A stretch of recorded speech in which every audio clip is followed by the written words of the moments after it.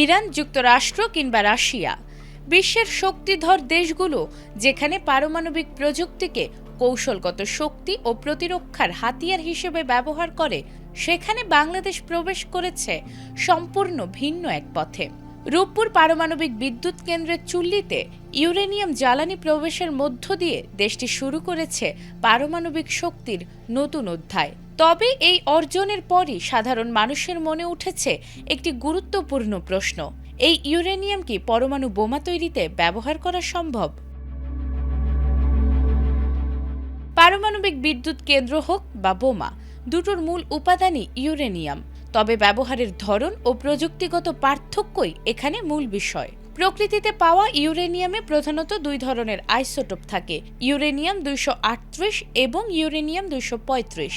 এর মধ্যে ইউরেনিয়াম 235 মূলত শক্তি উৎপাদনে কার্যকর, যদিও এর পরিমাণ খুবই কম, মাত্র 0.7%। এই ইউরেনিয়াম 235-এর পরিমাণ বাড়ানোর প্রক্রিয়াকে বলা হয় সমৃদ্ধকরণ। আর ইউরেনিয়ামের সমৃদ্ধতার মাত্রাই ঠিক করে দেয় তা বিদ্যুৎ উৎপাদনে ব্যবহার হবে নাকি বোমা তৈরিতে।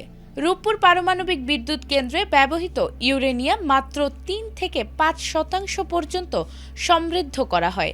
এই মাত্রার ইউরেনিয়াম ব্যবহার করে নিয়ন্ত্রিতভাবে তাপ উৎপন্ন করা সম্ভব, যা থেকে তৈরি হয় বিদ্যুৎ।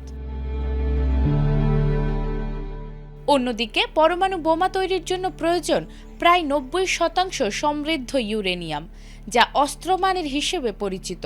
এই পর্যায়ে পৌঁছাতে অত্যন্ত জটিল, ব্যয়বহুল এবং উচ্চ প্রযুক্তি নির্ভর অবকাঠামো প্রয়োজন, যা বাংলাদেশে নেই। রূপপুর প্রকল্পে উৎপাদিত শক্তি সম্পূর্ণভাবে বেসামরিক ব্যবহারের জন্য নির্ধারিত। আন্তর্জাতিক পর্যায়ে আন্তর্জাতিক পারমাণবিক শক্তি সংস্থার কঠোর তত্ত্বাবধানে পরিচালিত হচ্ছে পুরো কার্যক্রম। রাশিয়া থেকে সরবরাহকৃত প্রতিটি জ্বালানির হিসাব রাখা হয় এবং এর ব্যবহার নিশ্চিত করা হয় শুধুমাত্র বিদ্যুৎ উৎপাদনের জন্য।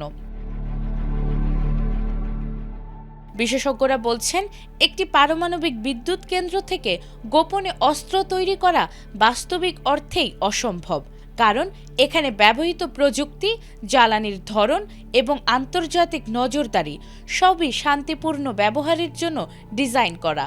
অর্থাৎ পারমাণবিক শক্তির এই নতুন যুগে বাংলাদেশ এগোচ্ছে উন্নয়ন ও স্থিতিশীলতার পথে, ভয় নয় বরং সম্ভাবনার বার্তা নিয়েই। নাজমুন নাহার জান্নাত, এটিএন বাংলা।